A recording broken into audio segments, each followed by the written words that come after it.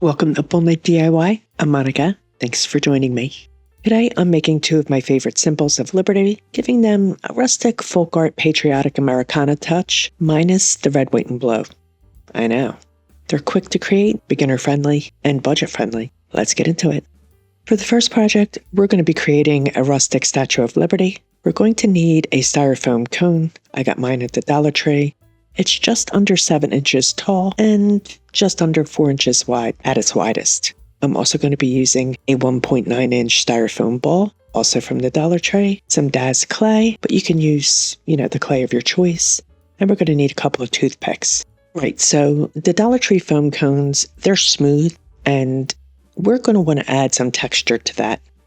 The easiest way to do this is just to score it with, some lines. I'm using a clay tool here, but a fork would certainly do the trick. I'm going to go vertically and horizontally with the scored lines. This is going to help the clay to stick to the styrofoam.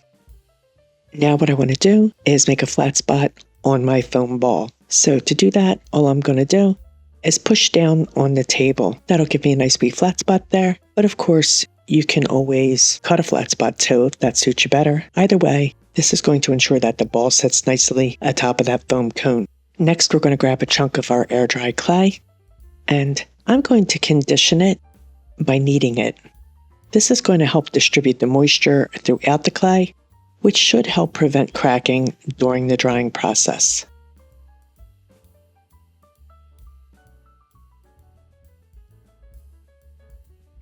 Once my clay is well conditioned, I'll take my acrylic roller and roll it out nice and flat.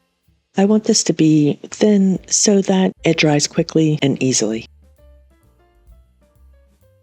I'm going to wrap the clay around the cone, pressing it really hard, to ensure that it's really sticking to the surface. I'm filling in any of the blank spots with more clay, again pressing it to ensure that it's sticking to the surface. And I'm going to roll it on the table every now and then to smooth it a wee bit. You feel me?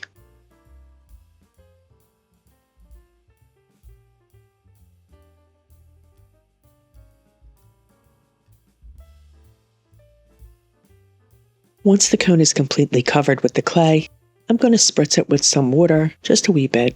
That's because the clay is drying really quickly. It's 94 degrees here today. It's crazy. Anyway, I'm going to use the back of a plastic spoon as well as my hands to smooth the clay out. And I'm just going to keep going until I'm happy with it. I almost forgot to cover the bottom. So I cut a circle of clay using a jar lid, just punched it out, and it's big enough to fit the bottom, obviously. And I'm just going to work it into place with my fingers and one of my clay tools.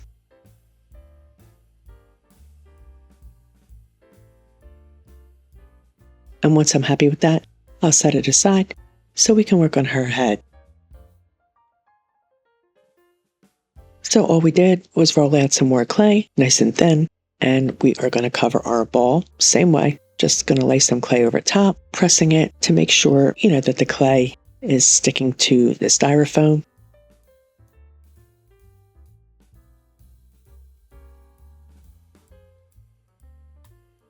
And we'll fill in any gaps, roll the ball around on the table to smooth it, and ensure that the clay is well stuck to that foam. And just to smooth it out a wee bit, once again, I'm going to spritz it with some water and use my fingers mostly just to, get most of the big bumps and flaws off of it.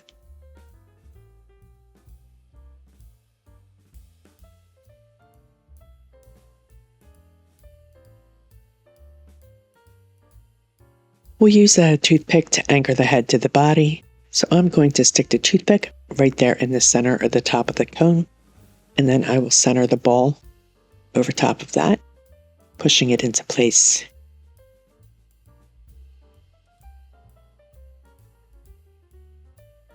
As always, I'm going to want to fill in the gap between the head and the body with some clay. So I roll a small cane of clay, just big enough to fit into that space.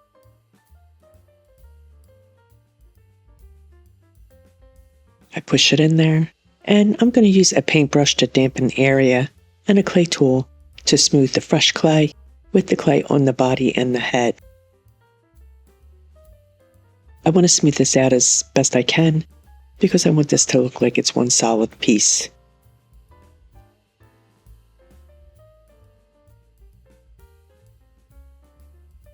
I roll another longer, slightly thicker cane of clay that we are going to use as the base of Lady Liberty's crown.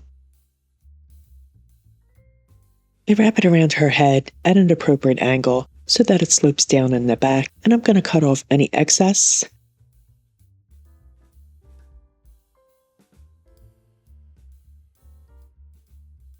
I'll use my clay tools to merge the fresh clay with the clay on her head.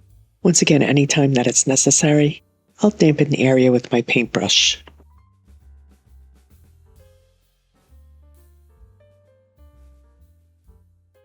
As you can see, I'm gently pulling some of the clay from the cane onto the clay around her head, using my finger to smooth it. And again, I will dampen it every now and then with some water from my paintbrush, just very little. That's all we need. And I'll go completely around the cane until it's completely incorporated.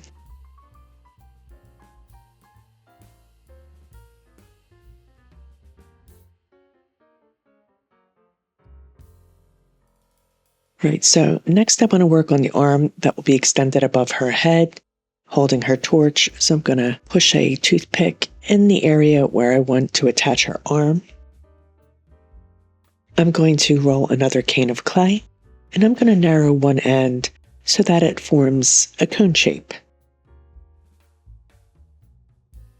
I think that looks pretty good, so I am going to cut that to an appropriate length. I slide the clay arm over the toothpick, and then I am going to incorporate the clay from the arm onto the body where the two meet. I'm going to dampen it just a wee bit, and then I'll take my clay tool and I'm just going to spread that clay to incorporate the arm clay onto the body clay. Very easy. I'll go all the way around until it's nice and smooth and it's nice and secure.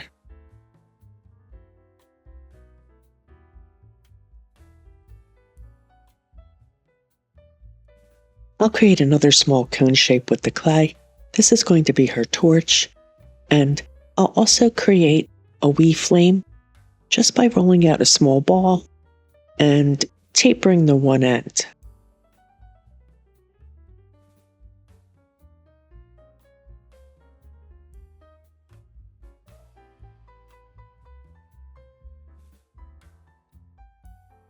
Again, I'm going to use a small piece of a toothpick to attach the flame to the torch and then the torch to the arm.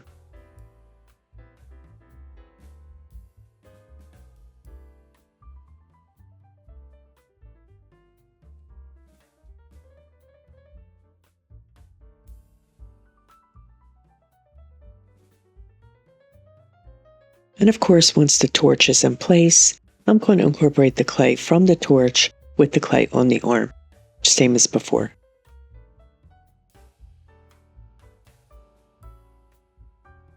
Now we're going to add the spikes around her crown. I've pushed 3 pieces of toothpick into the crown as anchors. I'm rolling small cone shapes to attach to those toothpicks, and I'm only going to do 3, just to give the idea. You feel me? I added the 2 on either side first, because I thought it would be easier, and I incorporated them again, slightly dampening the clay and using my clay tool to spread the clay from the spike onto the head. Here you see I'm adding the 3rd spike, the final one right there in the center, which I made slightly larger than the other 2. And of course, we're going to incorporate it.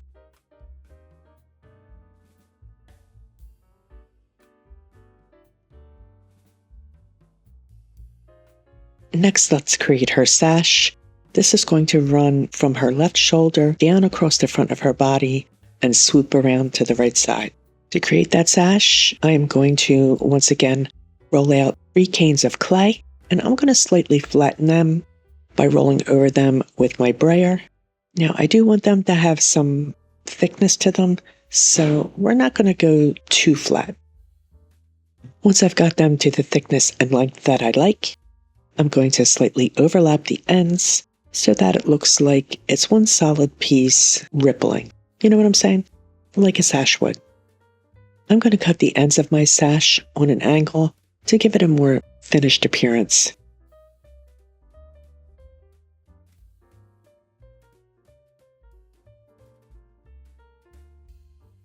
Now, as my clay is really starting to dry quite quickly here, I'm going to pull out my 3-in-1 glue and add just a wee bit of it to the clay before I attach the sash.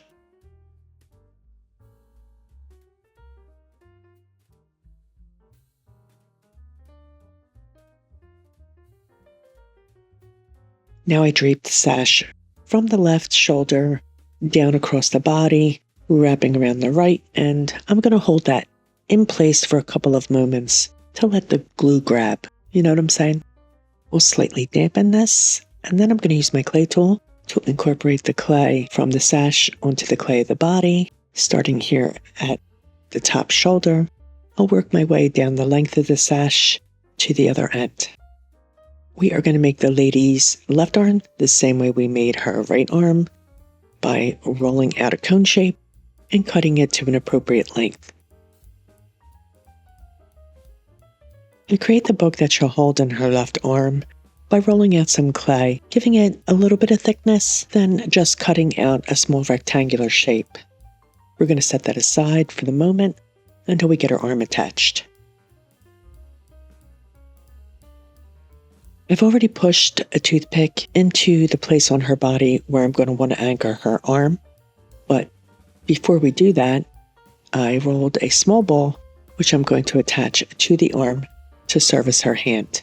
So again, we're going to use a wee tiny bit of toothpick, just pop a little rolled out clay ball on top and incorporate the ball to the arm.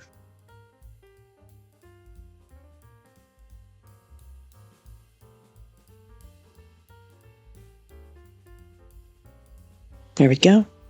Very quick, very easy. I'll attach her arm, pressing it into place, and incorporating the clay, just as we've done before. And of course, I'm going to place the book between her arm and her body, wrapping the arm over top of it, and again incorporating the clay from the arm onto the book and the book onto the body. Then we can let her sit overnight to dry.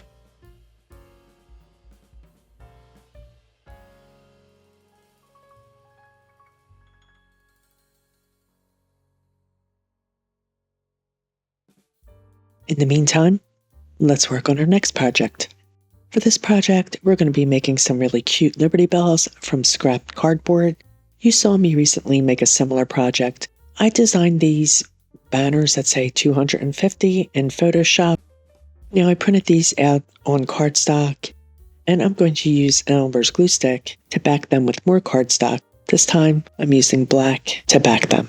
Once I get my 250 banners attached to the cardstock, I'll burnish them to make sure that they're really well stuck on there, and then I'll cut them out. To create the actual bell, I'm going to be using a piece of corrugated cardboard. This is a flap from a box, and I'm also going to need a skewer for this project. I'm going to be making 2 of these, so I'm just going to cut the skewer in half, and that'll work perfectly. Here's a look at my Liberty Bell. I just Googled Liberty Bell outline. This popped up. So I printed this out onto cardstock, cut it out, and this shape measures about 5 inches tall by 4 at its widest.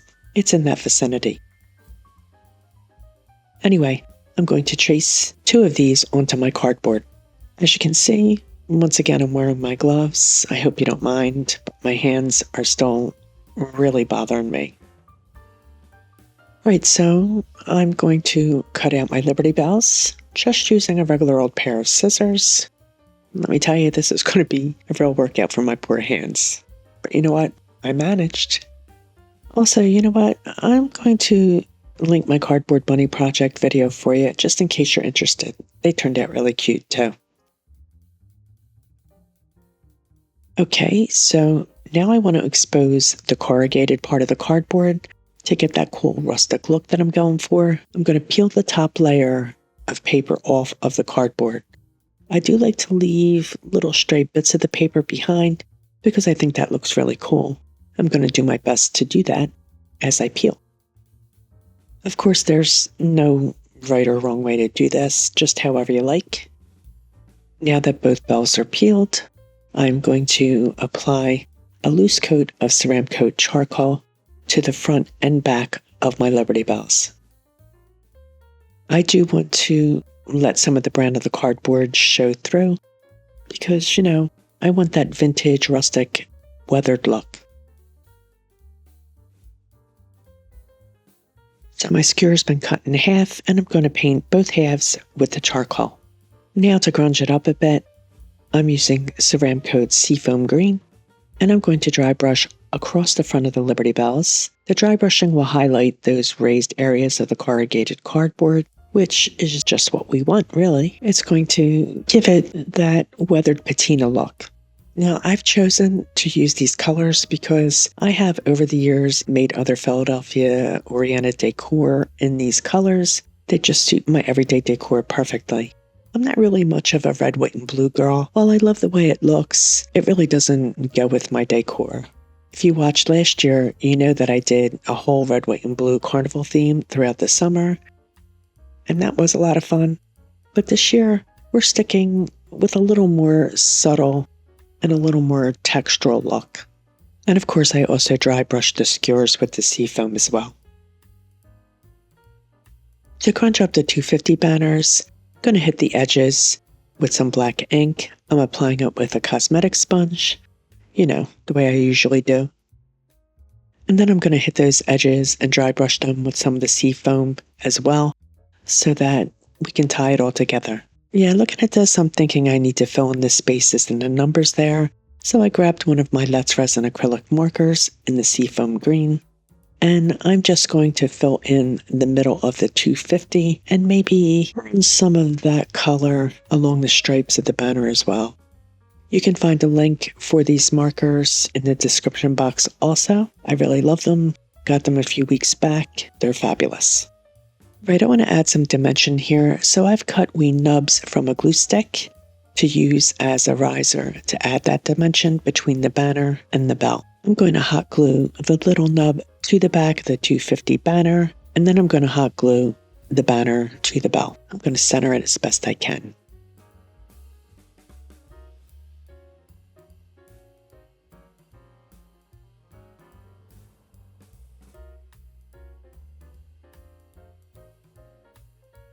I glued the skewers to the back of the bell.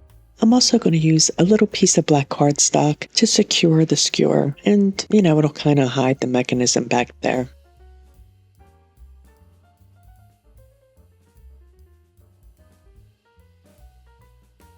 And we'll take a look at these in the final reveal. In the meantime, let's get back to Lady Liberty. So she sat overnight. She's nice and dry, she looks great, no cracking whatsoever, and she has some really good texture going on. So the first thing that I want to do is give her a quick coat of Ceramcoat Charcoal. And I just want to say from here out, the project is super quick.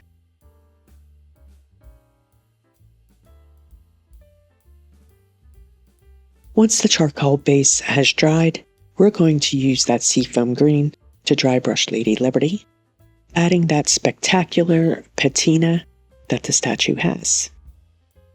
The seafoam green is the perfect color for this, and I start out lightly. I'll build the color in layers with the seafoam green until I'm happy with the coverage. I do want some of that charcoal to show through. That's a personal preference. Definitely up to you how you want to handle that. Once I'm happy with the seafoam green coverage, I'm going to add just wee touches of shading with Art Thicket, which is this deep green that has a little bit of a blue tint. Again, perfect for a patina finish. And I will just dry brush in the areas where I feel that there would be a shadow. So around the base of the crown in the crook of her arms, along the sash, and around the bottom of the statue. Only thing left to do is to apply a protective coat with DecoArt multi-purpose sealer. I'll use a cosmetic sponge to pounce on a layer, and Lady Liberty is done. Let's take a look at our Americana folk art, shall we? Let's start with my absolute favorite Americana symbol, the Liberty Bell. This is a mere 3 miles from my house, so I get to see it frequently, and I love everything about it. The history, the symbolism, all of it. As you can see, I added 3 stars to the top there. They're just cardstock stars. I've painted them with the Sea Foam green, and the middle one there is painted with the Thicket.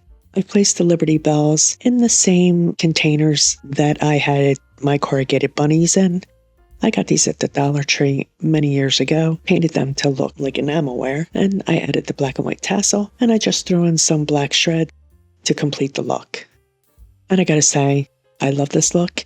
It's simple, it's super inexpensive, it packs a punch, and it goes perfectly with my everyday decor.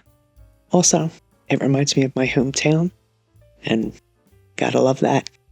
Let's take a look at our folk art Lady Liberty. I mean, how easy was she? Just a simple Dollar Tree foam ball and foam cone, a little bit of clay, a little bit of paint, a couple of toothpicks. Super simple.